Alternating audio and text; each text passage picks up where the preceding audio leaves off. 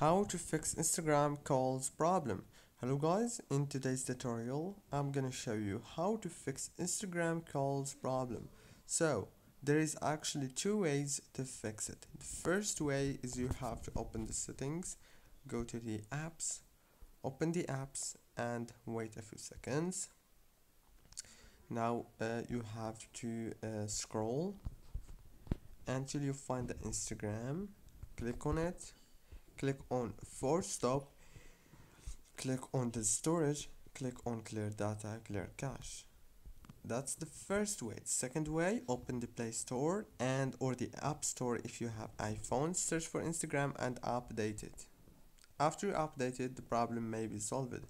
Third way and last way is go to the settings, open the wireless add networks, go to the Wi-Fi and then disable it and enable it again. That's it guys, don't forget to like, subscribe.